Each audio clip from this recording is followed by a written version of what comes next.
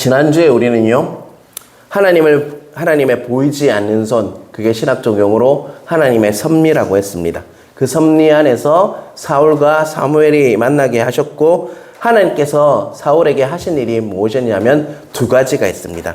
첫째는요, 그 사무엘과 만남으로 인해서 나귀를 잃어버렸던 것, 현실적인 문제를 해결해 주셨습니다. 그리고 두 번째, 하나님께서는 사울이 얼마나 귀한지를 알게 하셨죠. 하나님께서는 사울을 이스라엘의 보물이다라고 평가하셨습니다. 우리가 얼마나 귀한지 우리 스스로 가소평가를 할 때가 많이 있습니다. 그런데 하나님께서는요, 하나님의 섭리 안에서 먼저 우리를 하나님께로 나오게 하시고 왜곡되어 있는 우리의 진짜의 모습을 알게 해주시는 분이 바로 하나님이시라는 것입니다. 골로새서 3장 10절 말씀입니다. 우리 한번 같이 읽어볼까요? 새 사람을 입었으니 이는 자기를 창조하신 이의 형상을 따라 지식에까지 새롭게 하심을 입은 자니라. 이전에는 어땠는지 모르지만 예수 그리스도를 만나고요, 우리는 하나님의 형상, 창조하신 이의 형상을 따라 지식에까지 새롭게 하심을 입은 자가 되었다라고 골로새서는 우리에게 말씀하고 있다는 것입니다. 예수 그리스도로 말미암아 참 형상을 우리가 회복하게 된다는 것입니다. 예수님 안에서 우리는 비로소 우리가 얼마나 존귀한지를 깨닫게 되는 은혜가 있다는 것입니다.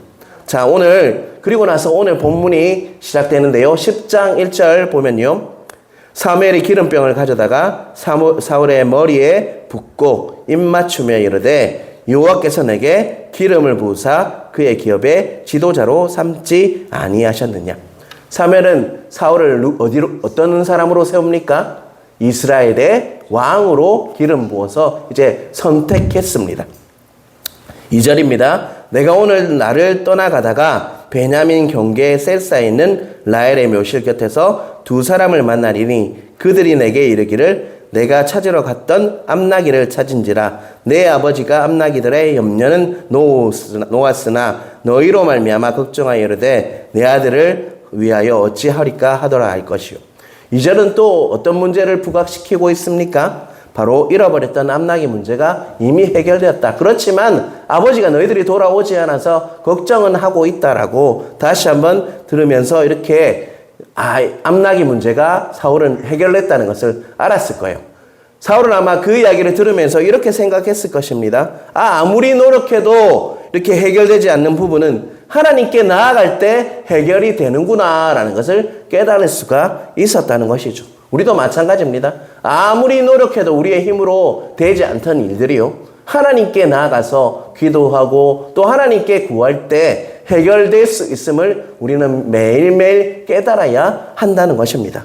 3절 4절에 보면요, 3절 4절에 길게 나와 있지만 3절 4절을 요약하면 사울이 앞으로 떡 세 덩이를 이렇게 가진 자를 만나게 될 것이다. 그 중에서 몇 개를 받느냐 하면 두 덩어리를 사울에게 줄 것이다 라고 말씀하고 있다는 것입니다. 여러분, 이 떡 두 덩이를 왜 주었는지 떡의 의미를 우리는요 깨달아야 합니다. 뒷부분 10장 27절에 보면요,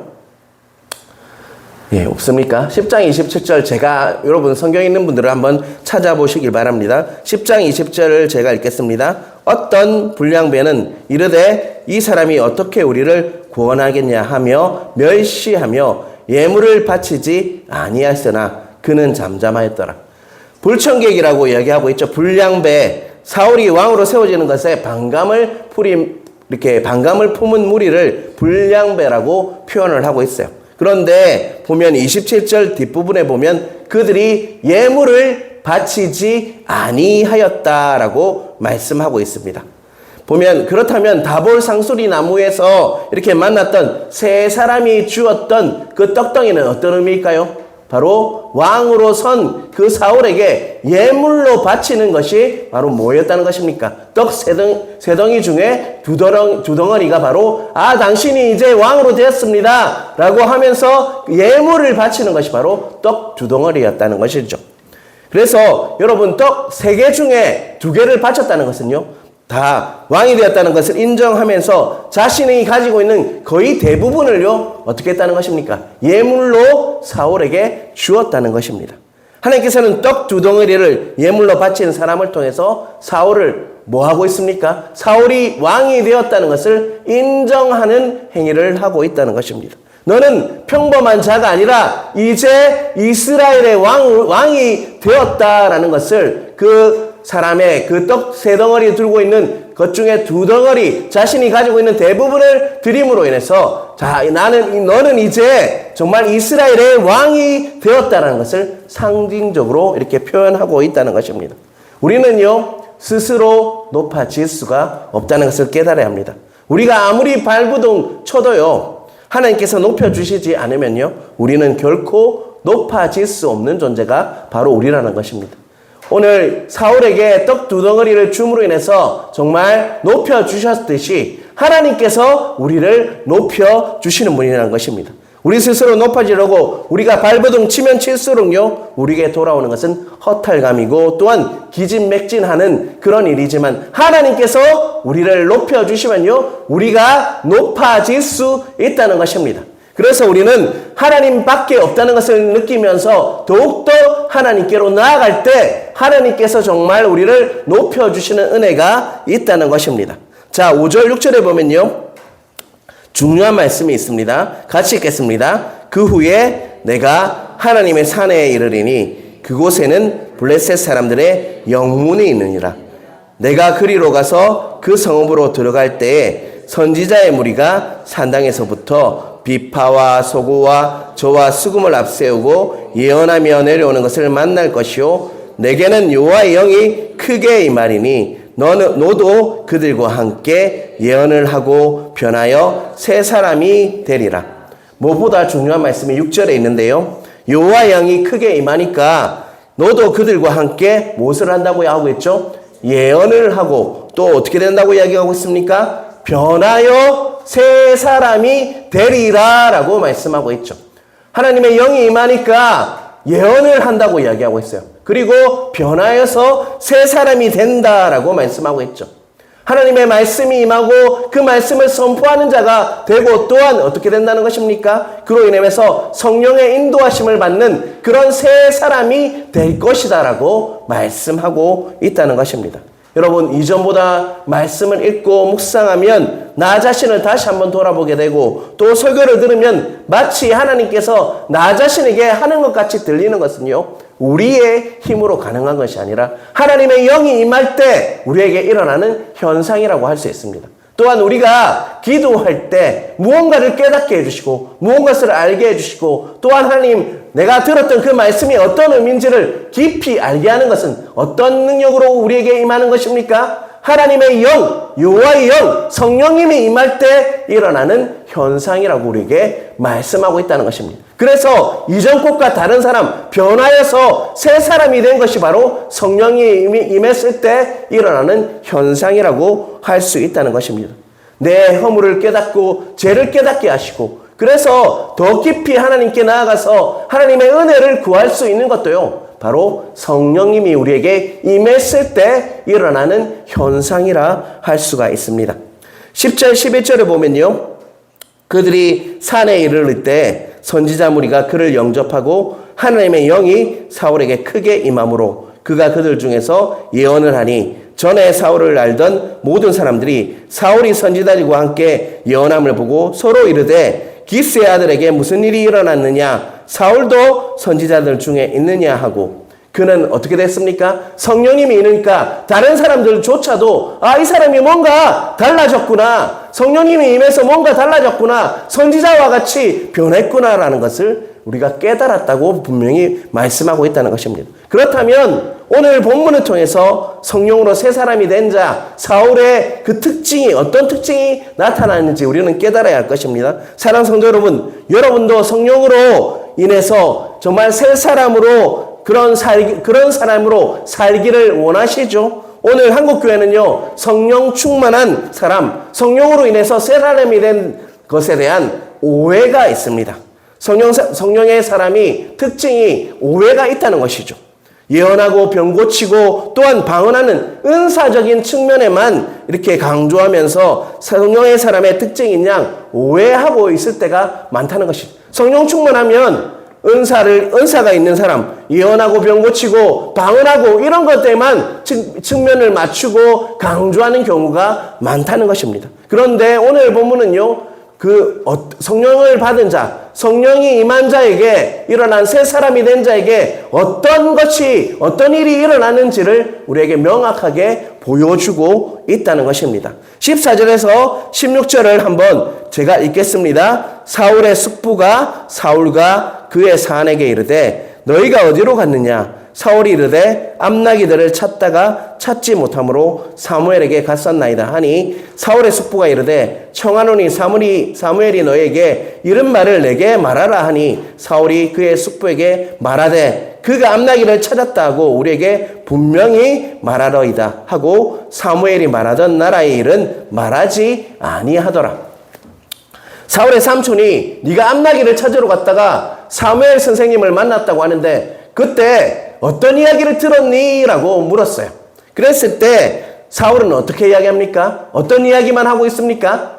암나기를 찾았다. 그 이야기만 하더라 이야기하고 자신이 사울을 만나서 있었던 일, 자신이 이스라엘이 왕으로 선택되어서 기름 부은 사건은 이야기하지 않았다라고 16절은 우리에게 말씀하고 있다는 것입니다. 만약 우리에게 동일한 질문이 주어졌다면 우리는 어떻게 했을까요? 여러분, 사무엘을 만나서 너는 이스라엘의 보배다. 그리고 극진한 대접을 받았어요. 그리고 나서 그를 통해서 기름 부음이 주어졌습니다. 기름 부었다는 것은 왕으로 하나님께서 선택했다는 거예요. 그 큰일이 있는데도 사울은 어떻게 하고 있습니까? 그 이야기를 삼촌에게 이야기하지 않았다는 것이죠. 만약 우리였다면 가슴이 콩닥콩닥 거리면서 그 이야기를 삼촌이 물었을 때 정말 말하고 싶어서 정말 미치듯이 그렇게 이야기했을 거예요. 삼촌, 내가 이런 사람입니다. 나를 이제 무시하지 마세요라고 이야기했을지도 모릅니다. 하지만 사울은요, 함부로 자신을 자랑하거나 자신을 드러내지 않았다는 것입니다. 사울은 너무나도 신중하게 말하고 있다는 것을 우리는 깨달을 수가 있죠. 성령의 임하심으로 정말 새 사람이 된 자에게 주어지는 첫 번째 특징은요, 신중하게 말하는 자가 되었다는 것을 깨달으시는 여러분 되시길 간절히 바랍니다. 17절에서 20절, 21절을 같이 읽겠습니다. 사무엘이 백성을 미스바로 불러 여호와 앞에 모으고 20절입니다. 사무엘이 이에 이스라엘 모든 지파를 가까이 오게 하였더니 베냐민 지파가 뽑혔고 베냐민 지파를 그들의 가족별로 가까이 오게 하였더니 마드리의 가족이 뽑혔고 그 중에서 기스의 아들 사울이 뽑혔으나 그를 찾아도 찾지 못한지라. 사무엘은요, 미스바로 이스라엘 백성을 모아놓았어요. 이제 정식적으로 누가 왕이라는 것을 선포하기 위함입니다. 누구죠? 사울이 이제는 왕이 되었다. 기름 부었다. 그에게 이제 이스라엘 정식적으로 선출된 왕이다. 이스라엘의 정말 공식적인 왕은 사울이라고 발표하기 위해서 미스바에서 기도의 운동이 일어났죠. 그곳에 모아서 공식적으로 이제는 왕을 선출했다라고 이렇게 공식적으로 발표하는 시간이 있었다는 것이죠. 자, 22절을 보면요. 그러므로 그들이 또 여호와께 묻되 그 사람이 여기 왔나이까? 여호와께서 대답하시되 그가 진보다리들 사이에 숨었느니라 하셨더라. 분명히 하나님께서는요, 사무엘을 통해서 그에게 기름을 부으셨어요. 그리고 나서 제비를 뽑아서 공식적으로 모든 지파들이 보는 앞에서 사울을 뭐로 세웠습니까? 왕으로 세우셨다는 것이죠. 이제 이스라엘의 공식적인 왕은 누굽니까? 사울이라는 것이죠. 그런데 그는 어디에 숨어 있었다고요? 진보다리 사이에 숨어 있었다는 것이죠. 어떤 사람은 이것을 보따리 사이에 숨어 있었다, 사울이 자신감이 없었다라고 이렇게 해석하는 분도 있어요. 하지만 제가 보기에는요, 스스로 자신이요, 자격이 없다 여기면서 이렇게 살았던 자가 바로 사울이었던 것이에요. 자신이 왕으로 세워질 수 있는 깜이 안 된다, 자격이 안 된다라고 여기면서 철저하게 하나님의 은혜를 아는 자가 바로 사울이었다는 것입니다. 두 번째, 성령의 그 은혜를 입은 자, 성령의 사람, 그리고 하나님의 그로 인해서 새롭게 된 사람의 특징은요, 바로 겸손한 사람이라는 것입니다. 자신이 자격 없음을 알고 하나님의 철저하게 하나님께 의지함으로 겸손히 하나님을 의지하는 자가 두 번째 특징이라고 할 수가 있다는 것입니다. 그렇다면 마지막 특징을 한번 보도록 하겠습니다. 27절을 우리 한번 같이 볼까요? 같이 읽겠습니다. 어떤 불량배는 이르되 이 사람이 어떻게 우리를 구원하겠느냐 하고 멸시하며 예물을 바치지 아니하였으나 그는 잠잠하였더라.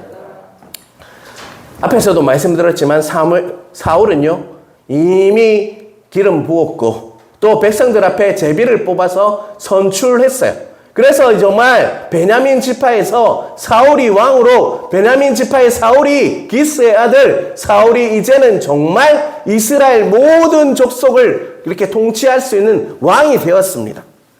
그리고 그래서 사울은 모든 과정을 마치고 정식적인 모든 절차를 밟아서 이스라엘의 정식적인 왕이 되었습니다. 그런데 어떤 불량배라는 사람이 나오죠. 영어 번역으로는요, 가치 없는 사람들이라고 이렇게 해석하고 있어요. 가치 없는 사람들이라는 것이죠. 이런 자가 어떻게 우리 왕이 될 수 있냐? 어떻게 베냐민 지파에서 왕이 나올 수 있냐? 택도 없다. 정말 나는 그에게 예물을 바칠 수 없다라고 하는 어떤 불량배의 무리가 있었다는 것이죠. 그 사울을 비판하고 모함하기 시작했다는 것입니다. 모든 사람들은 다 인정하는데 그 사람들은 어떻게 했다는 것이죠? 공식적으로 정식적으로 왕이 된 그 사울을요 업신여기고 정말 반대했고 모함하고 있다는 것입니다. 어느 곳에 가나 이런 사람들이 있기 마련이라는 것이죠. 그런데 오늘 정말 놀라운 것은요 사울의 반응이에요. 27절에 보면요 뭐라고 이야기하고 있습니까? 끝부분에 보면 그는 뭐 했다고요? 잠잠하였더라 라고 표현하고 있다는 것입니다. 어떤 사람이 자신을 모함합니다. 공식적인 것들을 다 거쳤어요. 정식적으로 왕이 되었다고요. 누구나 이제는 왕이라고 다 인정을 해요. 그런데 어떤 불량 무리들이 와서 어떻게 저런 사람이 왕이 되냐? 베냐민 지파에 어떻게 저런 인간이 왕이 되냐라고 비아냥거리고 모함하고 비난을 했어요. 그럼에도 불구하고 사울은 어떻게 했다고요? 잠잠하였더라라고 반응하고 있다는 것입니다. 정당하게 그리고 하나님의 인정하신 왕인데 과연 내가 어때서 내가 내한테 왜 이러는데 라고 이렇게 할 수 있잖아요. 그런데 그는요 어떤 반응도 하지 않고 잠잠하였더라 라고 분명히 말씀하고 있다는 것입니다. 우리 같으면 어떻게 했을까요? 누가 나를 모함하고 나쁜 소리를 하면요 받은 만큼 그대로 해줘야 되는 것이 우리잖아요. 그런데 사울은요 잠잠했다라고 분명히 성경은 우리에게 말씀하고 있다는 것입니다. 성령의 사람 세 번째 특징은요 바로 아무리 자신을 비판하고 모험할지라도 반응치 않고 잠잠하는 것이 바로 잠잠할 수 있는 것이 바로 성령의 사람의 특징이라고 할 수가 있다는 것입니다. 우리는 성령님이라는 분, 삼위의 한 분을 성전이라는 우리 안에 계시다는 것을 믿고 있는 자들이 우리들입니다. 성전이란 말은요, 왜 성전이라고 해요? 우리의 몸이 성전이라고 할까요? 왜 성전이라고 합니까? 성전이 어디, 누가 계신 곳입니까, 여러분? 하나님이 계신 곳이 성전이잖아요. 그래서 우리 몸을 성전이라고 해요. 그래서 성령님이 우리 안에 계시기 때문에 우리 몸을 성전이라고 한다고요. 그 성령 하나님께서는요, 늘 우리 안에 거처에, 우리 안에 깊은 곳에 계셔서 우리와 함께하고 계십니다. 그분은요 인격적인 하나님이십니다. 에너지가 아닙니다. 하나님이시라고요. 그분은 너무나도 인격적이시고 따스하신 분이십니다. 그분을 우리 안에 모시고 있으면요 우리 안에 그 성전에 모시고 있으면 우리도 그분을 닮아가야 해요. 성령의 특징은요 성령으로 새 사람이 된 사람은요 하나님 보시기에 그리고 사람이 보기에도 너무나도 인격적인 존재가 되는 자가 바로 성령의 사람이고 새 사람이 된 자라는 것입니다. 여러분 우리는요 성령 충만하다고 하면 은사적인 측면만 강조하는 경향이 있다는 것이죠. 그렇지만 오늘 본문은 우리에게 분명히 말씀하고 있습니다. 오늘 사울이 어떻게 변했습니까? 아주 인격적으로 변화되어 있었다는 것입니다. 그들이 모함하고 자신을 비판할지라도 이미 공식적으로 왕이 되었는데도 자꾸 딴지를 걸고 비판했는데도 불구하고 잠잠했다는 것입니다. 그는 함부로 말하지 않았습니다. 그리고 하나님께서 인도하신 대로 그를 성령의 열매로 가득 채운 사람이 바로 사울이었다는 것입니다. 물론 나중에 변하죠. 다윗을 만나면서 질투심과 시기심으로 이렇게 변했지만 처음에 사울은요, 성령 충만한 자였어요. 그래서 새 사람이 된 자였어요. 오늘 성령으로 된 사람의 특징은요, 자신을 드러내지 않고요, 신중하게 말합니다. 그리고 자신이 자격 없음을 알고 하나님께 철저하게 하나님의 겸손히 하나님만 의지하는 자입니다. 그리고 반대로 부딪히고 누가 나를 모함할지라도 잠잠히 하나님이 하실 것을 믿음으로 하나님을 온전히 신뢰함으로 어떤 상황과 나쁜 일이 있어도 하나님께서 하실 것을 믿음으로 정말 잠잠할 수 있는 자가 바로 오늘 본문을 통해서 성령으로 인한 새 사람이 된 자의 특징이라고 오늘 본문은 우리에게 말씀하고 있다는 것입니다.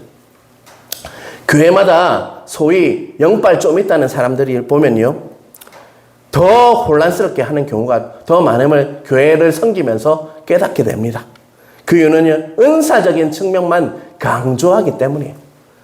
우리가 정말 성령님을 만나고 새 사람이 되었다면요, 인격적으로도 우리가 정비되어야 돼요. 준비되어야 한다는 것입니다. 더욱더 인격적이고 성품이 달라져야 한다는 것입니다. 교회에서는 잘하지만 세상에 나가서 정말 그런 모습을 드러내지 않는다면 그것은 성령 충만한 사람이 아닙니다. 오늘 다시 한번 기억하시기 바랍니다. 성령님으로 인해서 새 사람이 된 자의 특징입니다.